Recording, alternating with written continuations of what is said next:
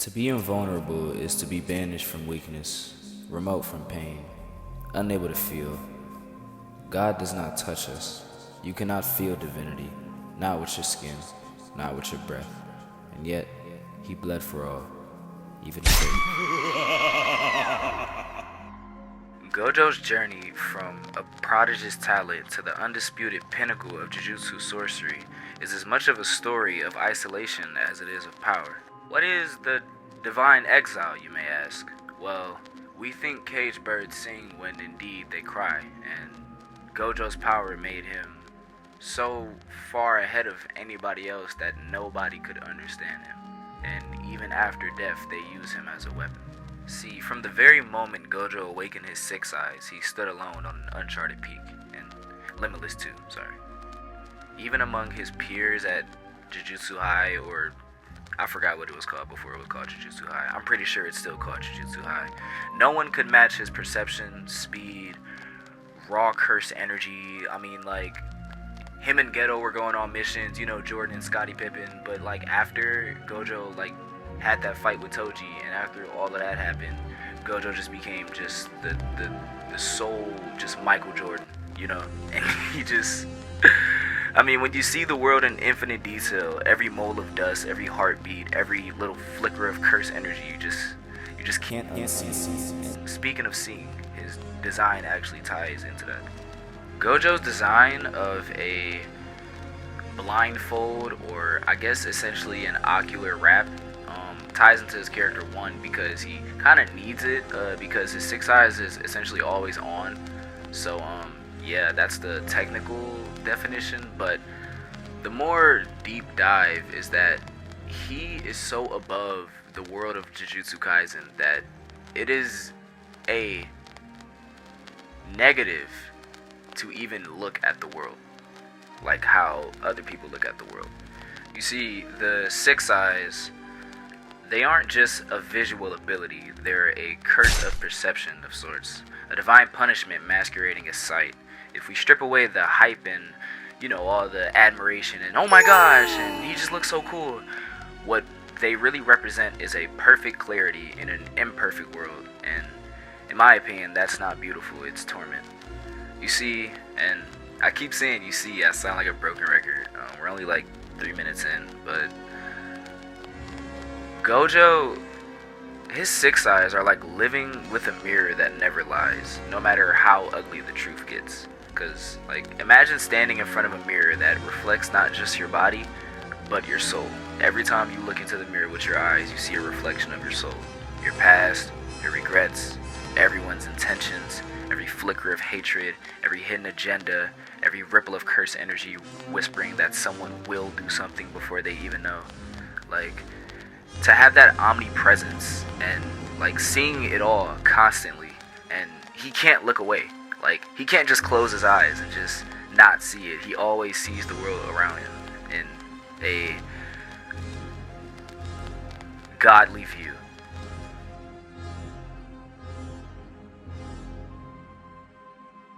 Where others are allowed to stumble, learn, misjudge, Gojo sees everything with ruthless precision.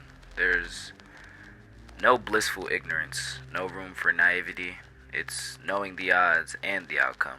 It's watching death move in slow motion, fully aware you can stop it, yet paralyzed by the cost of intervention, or worse, the knowledge that you shouldn't. You know, it's like being a god in a world that demands humanity from you. The six eyes made him efficient, impeccable, invincible even. But invincibility is sterile. It creates a vacuum where empathy, doubt, and discovery used to live. If you can see every solution before the problem arises, what's the point of struggle? If you already know the truth in every lie, how do you ever trust? The six eyes are like seeing the gears beyond the curtain of reality. It's like being trapped in a theater where the illusion of life no longer works for you, where everyone else is enchanted by the play and you're just watching actors forget their lines, watching paint chip on the set pieces. You know the death was scripted, you know the laughs were timed, and you're screaming inside because you still want to feel something, even if you know it's fake. And more poetic metaphor is, the six eyes are like the gaze of a god born too human. They grant Gojo the clarity to see the full weight of every death he couldn't stop, every friend he outgrew, every betrayal he saw coming but couldn't prevent.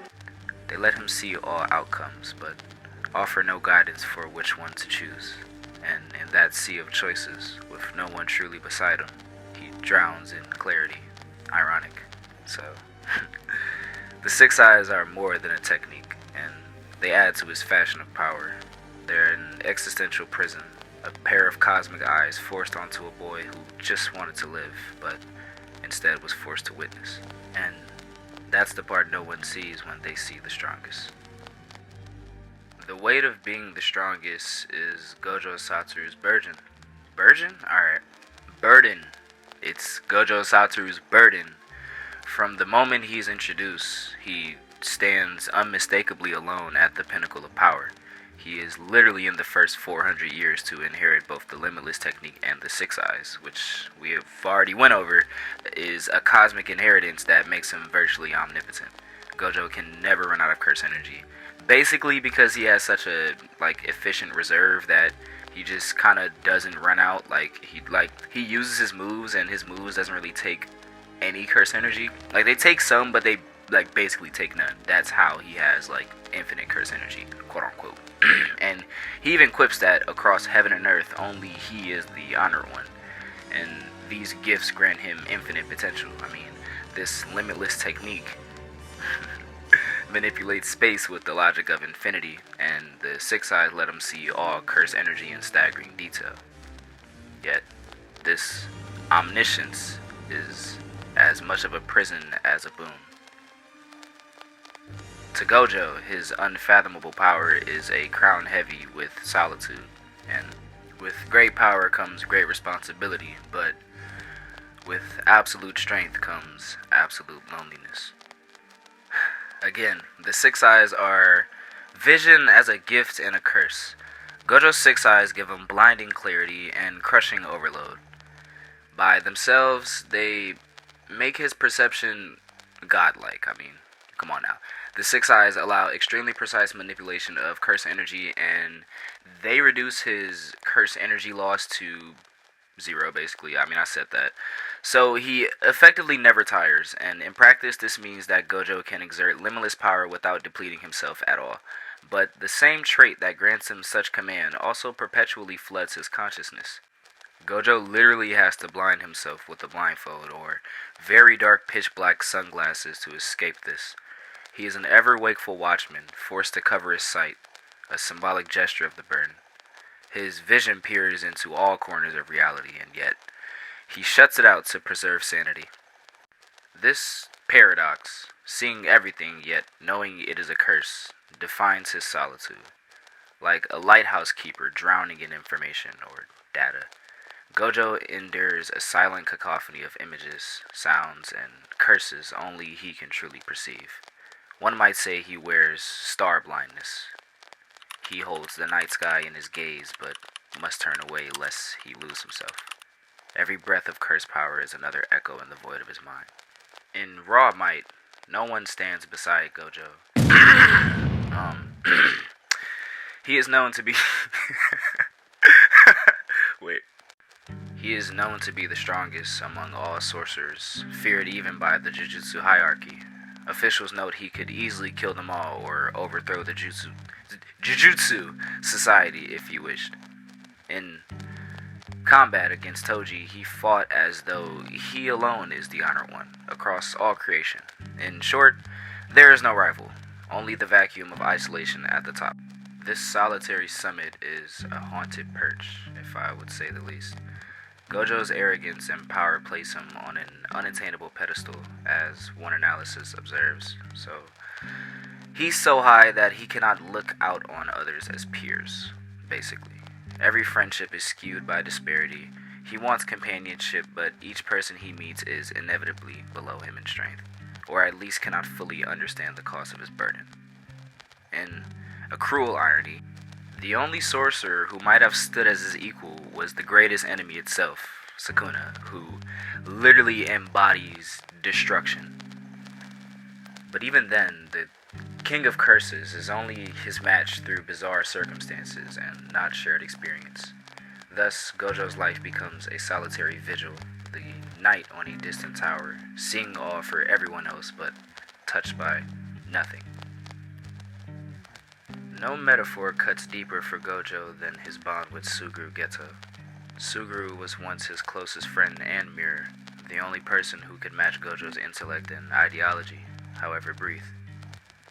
Together, as students, they defeated curses side by side. In fact, when Gojo fell into grief and fury after Riko's death, Geto stopped him from slaughtering her mourning executioners. Suguru was the moral compass Gojo depended on, but the burden of power soon rent their brotherhood.